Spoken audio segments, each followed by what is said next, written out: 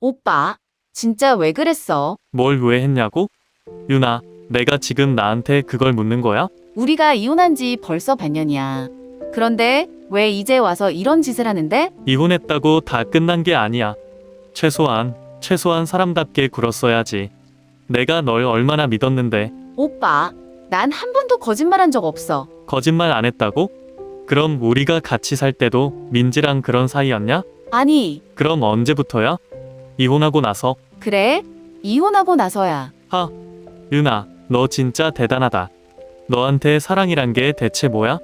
너 그렇게 쉽게 갈아타는 거였어? 오빠가 나한테 그런 말 할 자격 있어? 뭐? 오빠는 우리가 왜 이혼한 건지 정말 몰라? 몰라. 난 진짜 몰라. 너 그냥 나한테 지쳤다고 했잖아. 근데 이제 와서 내가 뭘 잘못했는지 생각해 보라고? 됐어? 이제 아무 말도 하지 마. 우리 더 이상 할 말 없는 것 같으니까. 서울의 겨울은 유난히 차가웠다. 2월 중순, 바람이 매섭게 불어오는 저녁이었다. 퇴근 후 늘 가던 길로 걸어가고 있었지만 그날따라 마음이 어딘가 무거웠다. 직장에서의 피곤함 때문일까? 아니면 요즘 계속해서 떠오르는 유나 때문일까? 우리는 헤어진 지 반년이 넘었지만 여전히 그녀의 흔적이 사라지지 않았다. 솔직히 말하면 처음 헤어졌을 때는 후련한 마음도 있었다. 서로 반복되는 다툼에 지쳐 있었고 감정은 점점 무뎌지고 있었다. 하지만 시간이 지나면서 깨달았다. 유나는 내게 너무도 익숙한 존재였다는 것을, 너무 가까이 있어서 소중함을 잊고 있었다는 것을. 그날따라 기분이 이상했다. 그냥 집으로 가기엔 뭔가 아쉬웠다. 그래서 오랜만에 우리가 자주 갔던 단골 카페에 들러보기로 했다. 헤어진 후 한 번도 가보지 않았던 곳이었다. 유나와 함께 있을 때는 매주 주말마다 들렸던 곳인데 이상하게도 혼자가 되고 나서는 발길이 닿지 않았다. 카페 문을 열고 들어서자 익숙한 원두 향이 코끝을 스쳤다. 여전히 따뜻한 조명 아래 잔잔한 음악이 흐르고 있었다. 사장님도 그대로였다. 그분과 눈이 마주쳤지만 나는 아무렇지 않은 척 조용히 창가 자리에 앉았다. 예전에는 유나가 창가에 앉기를 좋아해서 늘 그 자리에 함께 앉았었다. 창밖을 바라보며 커피를 마시던 그녀의 모습이 떠올랐다.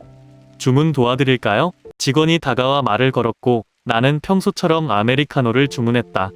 원래는 단 커피를 좋아했지만 유나의 영향으로 블랙 커피를 마시기 시작했다. 처음엔 쓴맛이 싫었지만 익숙해지니 나쁘지 않았다. 그렇게 핸드폰을 만지작거리며 커피를 기다리던 순간 문 쪽에서 들려오는 익숙한 목소리에 심장이 철렁 내려앉았다. 유나. 나는 반사적으로 고개를 돌렸다. 그리고 그녀를 봤다. 시간이 흘렀지만 유나는 여전히 예뻤다. 아니, 어쩌면 더 빛나 보였다. 하지만 나를 더 놀라게 한 건 그녀 옆에 있는 사람이었다. 남자가 아니었다. 여자였다. 그녀의 이름은 민지. 내가 유나를 알기 전부터 그녀의 오래된 친구였다. 유나는 종종 민지에 대해 이야기했었다. 고등학교 때부터 단짝이었고 힘들 때마다 가장 먼저 연락하는 친구라고 했다. 하지만 나는 단 한 번도 신경 써본 적 없었다. 그저 오래된 친구겠지. 그렇게만 생각했다. 하지만 지금 내 눈앞에 두 사람은 단순한 친구처럼 보이지 않았다. 그들은 마주보고 앉아 있었다. 그리고 손을 꼭 잡고 있었다. 민지는 유나를 바라보며 부드럽게 웃었다. 유나 역시 마찬가지였다. 너무도 편안하고 따뜻한 표정, 내가 한때 사랑했던 그 미소였다. 하지만 나와 있을 때는 한동안 보지 못했던 표정이기도 했다. 나는 숨이 막히는 기분이 들었다. 순간적으로 온몸이 굳었다. 이건 뭐지? 예전에 유나가 했던 말이 떠올랐다. 넌 나를 정말 이해하고 있는 걸까? 그때는 그냥 싸우다가 나온 말이라 생각했다. 하지만 지금 이 순간 그 말이 머릿속에서 계속 맴돌았다. 나는 더 이상 그 모습을 볼 수 없었다. 조용히 자리에서 일어나 카페를 빠져나왔다. 차가운 공기가 얼굴을 스쳤지만 내 머릿속은 더욱 혼란스러웠다. 유나는 나를 배신한 걸까? 아니면 내가 애초에 그녀를 이해하지 못했던 걸까? 그 순간 나는 내 자신에게 묻지 않을 수 없었다. 유나, 내가 어떻게 그럴 수 있어? 나는 술에 취한 채 핸드폰을 만지작거렸다. 통화 목록을 스크롤하다가 결국 전화를 걸었다. 그곳은 다름 아닌 유나의 부모님. 전화는 몇 번의 신호음 끝에 연결되었다. 지호야, 이렇게 늦은 시간에 무슨 일이니? 어머님, 유나가 지금 뭘 하고 있는지 아세요? 유나, 무슨 일 있니? 둘이 또 다퉜어. 그 말에 피식 웃음이 나왔다. 다툼. 이제 다툴 사이도 아니었다. 어머님, 저희 벌써 반년 전에 이혼했어요. 전화기 너머로 숨이 턱 막히는 듯한 소리가 들렸다. 아무래도 유나가 말하지 않았던 모양이다. 난 그 순간 더 화가 치밀어 올랐다. 근데 더 충격적인 건 따로 있어요. 유나가 지금 다른 사람이랑 만나는 거 아세요? 다른 사람? 네, 다른 남자면 차라리 이해라도 하겠어요. 근데 그게 아니에요. 유나는 지금 다른 여자랑 만나고 있어요. 어머님, 유나가 그런 사람이었어요. 그 순간 전화기 너머에서 무거운 침묵이 흘렀다. 그리고 아주 작은 한숨 소리가 들려왔다. 그리고 이번에는 유나 아버지의 목소리가 들려왔다. 항상 냉철하고 권위적인 그 목소리. 그게 무슨 말이냐. 목소리가 낮고 단호했다. 나는 순간 말을 멈췄다. 사실 여기까지 올 줄은 몰랐다. 그냥 홧김에 전화한 거였다. 그런데 이젠 멈출 수도 없었다. 그 말 그대로입니다. 유나는 지금 민지랑 그런 사이입니다. 다시 침묵이 흘렀다. 그 짧은 순간이 몇 시간처럼 길게 느껴졌다. 그러다 유나 어머니가 조용히 물었다. 지호야, 너 많이 힘들지? 그 말에 나도 모르게 헛웃음이 나왔다. 힘들죠. 근데 어머님, 저만 힘든 게 아니에요. 어머님, 아버님도 이 사실을 알면 분명 힘들 거예요. 유나가 어머님, 아버님을 실망시킨 거라고요. 지호야, 내가 지금 술 마신 거냐? 네? 취해서 하는 말이면 내일 다시 이야기하자. 그리고 이건 우리 가족의 문제다. 내가 더 이상 참견할 일은 아닌 것 같다. 나는 순간 머리가 띵해졌다. 뭐라고요? 참견할 일이 아니라고요? 저는 유나의 남편이었어요. 어머님, 아버님한테도 아들이나 다름없었잖아요. 지호야, 내 마음은 알겠지만 이건 우리가 알아서 해결할 문제야. 그제야 깨달았다. 그들은 나를 가족으로 여기지 않는다는 걸. 내가 그들의 사위를 넘어 아들이라 믿었던 건 나 혼자였다는 걸. 나는 할 말을 잃고 가만히 서 있었다. 그리고 더 이상 아무 말도 하지 못한 채 전화를 끊었다. 집 안은 고요했다. 혼자 남겨진 나는 텅 빈 소주병을 바라봤다. 내가 틀린 걸까? 그 순간 모든 게 헷갈려졌다. 그날 밤 나는 제대로 잠을 잘 수 없었다. 머릿속은 온갖 생각으로 뒤엉켜 있었고 새벽 내내 뒤척였다. 후회하는 마음과 그렇다고 내 행동이 틀렸다고 인정하기 싫은 마음이 교차했다. 나는 그냥 화가 났다. 유나가 나를 속였다는 사실이, 그리고 내가 전혀 그녀를 이해하지 못했다는 사실이. 다음 날 아침 출근 준비를 하며 핸드폰을 확인했을 때 유나에게서 문자가 와 있었다. 오빠, 대체 무슨 짓을 한 거야? 나는 한참 동안 그 문자를 바라봤다. 답장을 해야 하나, 그냥 무시해야 하나. 하지만 결국 아무 말도 하지 않았다. 출근길 지하철 안에서도 회사에 도착해서도 온종일 머릿속에서 그 한 문장이 떠나지 않았다. 유나는 어떤 기분으로 이 문자를 보낸 걸까? 화가 난 걸까? 아니면 상처받은 걸까? 퇴근 후 집으로 돌아와 씻고 나오는데 핸드폰이 또 울렸다. 이번에는 전화였다. 그리고 발신자는 유나. 나는 몇 초 동안 가만히 화면을 바라봤다. 받지 않을 수도 있었다. 하지만 이상하게도 나는 결국 전화를 받았다. 여보세요? 오빠, 진짜 왜 그랬어? 유나의 목소리는 차가웠다. 아니, 차갑다기보다 지쳐 있었다. 무슨 말이야? 우리 부모님한테 전화해서 도대체 뭘 얻고 싶었던 거야? 나는 피식 웃음이 나왔다. 내가 뭘 얻고 싶었냐고? 유나, 너 지금 나한테 그걸 묻는 거야? 응? 난 그게 이해가 안 가. 오빠, 우리가 이혼한 게 벌써 반년이야. 그런데 왜 이제 와서 이런 일을 벌이는 거야? 이혼했어도 난 내가 그럴 줄 몰랐거든. 내가 날 속였다는 사실에 화가 나서. 속였다고? 그래. 적어도 나랑 살 땐 너 그런 애 아니었잖아.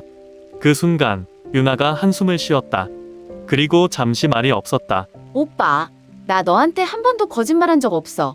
나는 비웃듯이 대답했다. 아, 그래?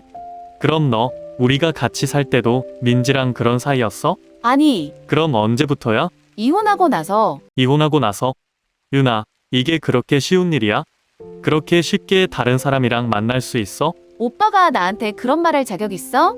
유나의 목소리가 흔들렸다. 오빠는 우리가 왜 이혼한 건지 진짜 몰라? 몰라. 나는 단호하게 말했다. 나는 진짜 몰라. 넌 그냥 나한테 지쳤다고 했고 그래서 끝났잖아. 근데 이제 와서 내가 뭘 잘못했는지 생각하라고? 유나는 조용했다. 나는 그 침묵이 더 짜증났다. 어차피 말 안 할 거면 전화 왜 했어? 유나, 너 그냥 솔직하게 말해봐. 너 나랑 같이 있을 때 행복했어? 유나는 대답하지 않았다. 하지만 그 침묵이 곧 대답이라는 걸 나는 알았다. 나는 숨을 깊게 들이마셨다. 그리고 천천히 내뱉었다. 됐어? 더 이상 말 안 해도 돼. 너 이제 나한테 아무 말도 하지 마. 그렇게 말하고 나는 전화를 끊었다.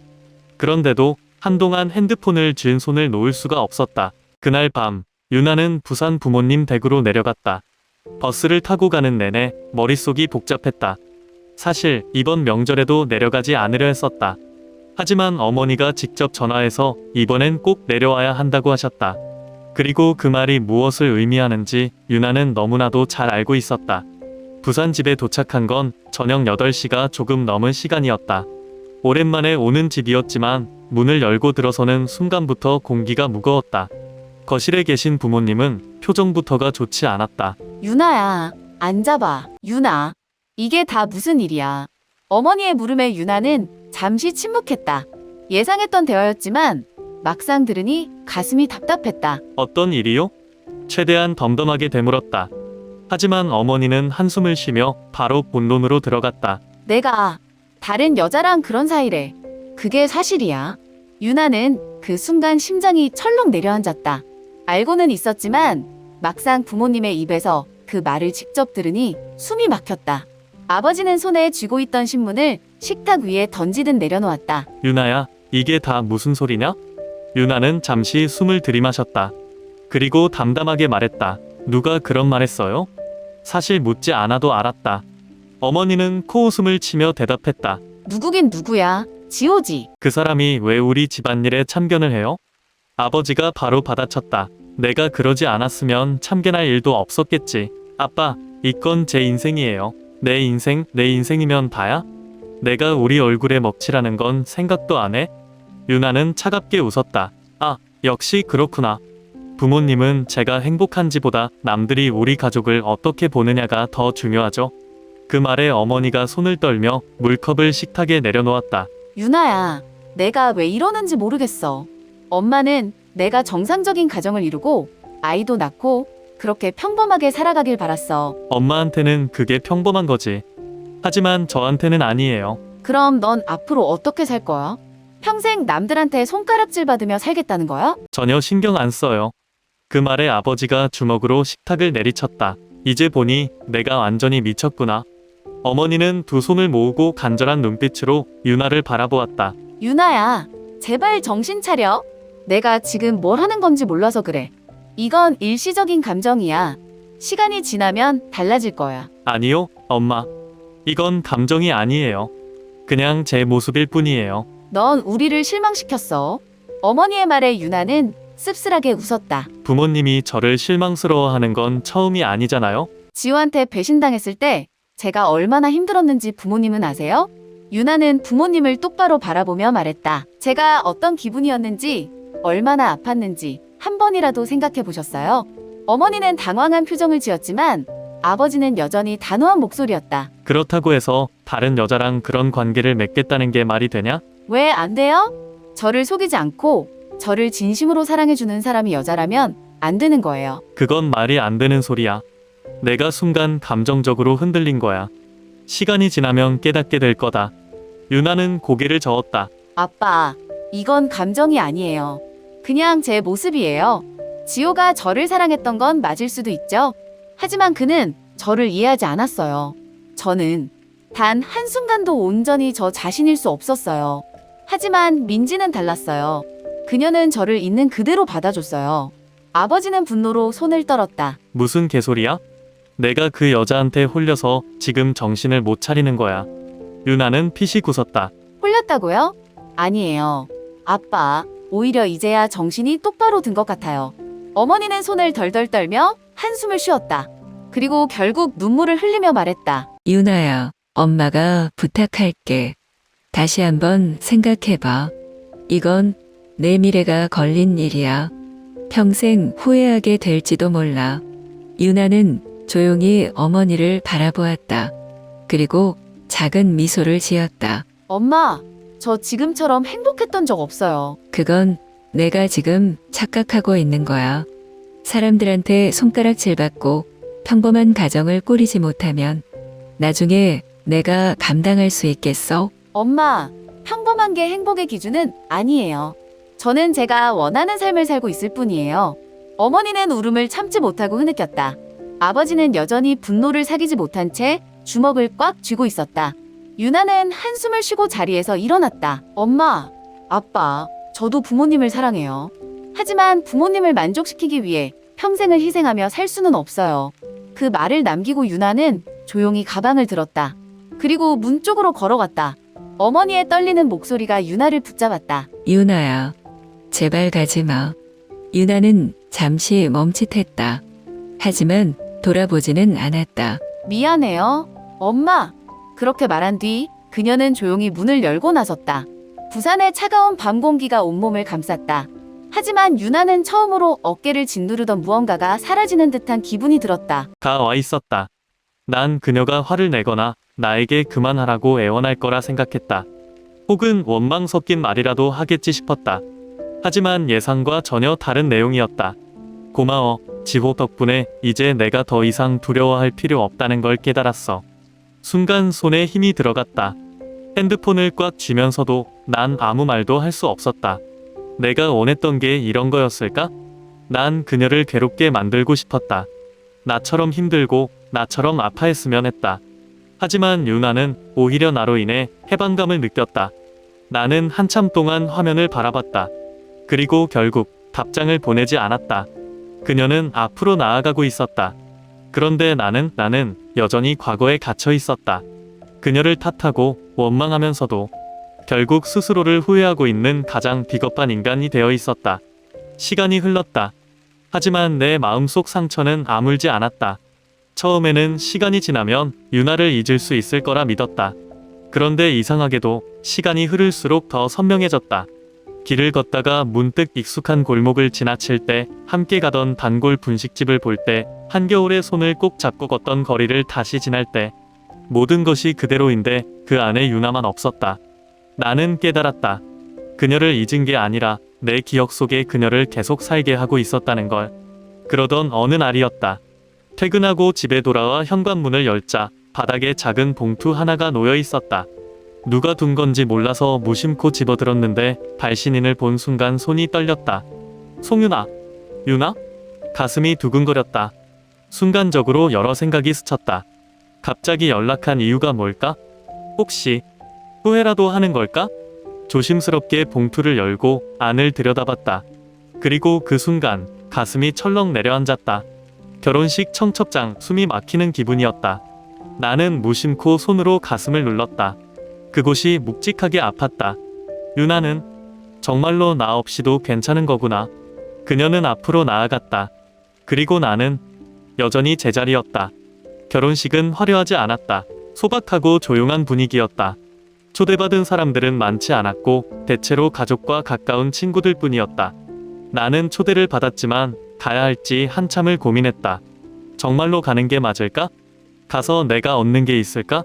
그럼에도 불구하고 나는 발걸음을 옮겼다. 마지막으로 그녀가 어떤 모습인지 보고 싶었다.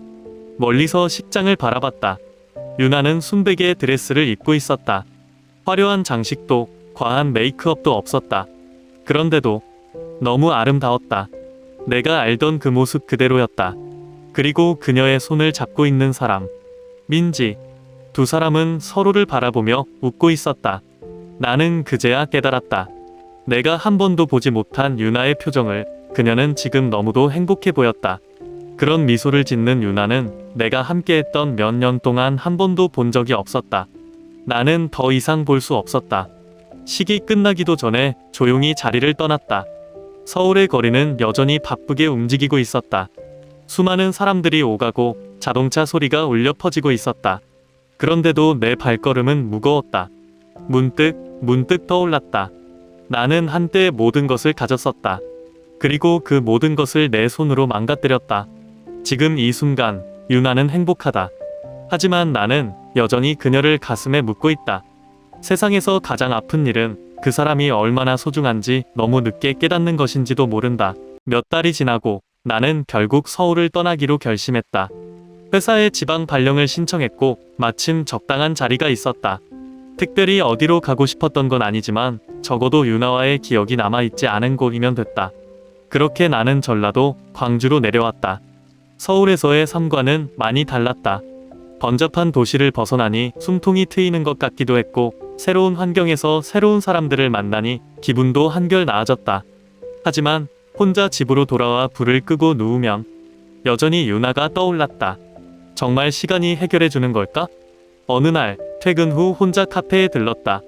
광주에서도 이제 단골로 다니는 곳이 생겼다. 아늑하고 조용한 분위기가 마음에 들었다. 주문한 커피가 나오길 기다리며 핸드폰을 확인하는데 익숙한 이름이 눈에 들어왔다.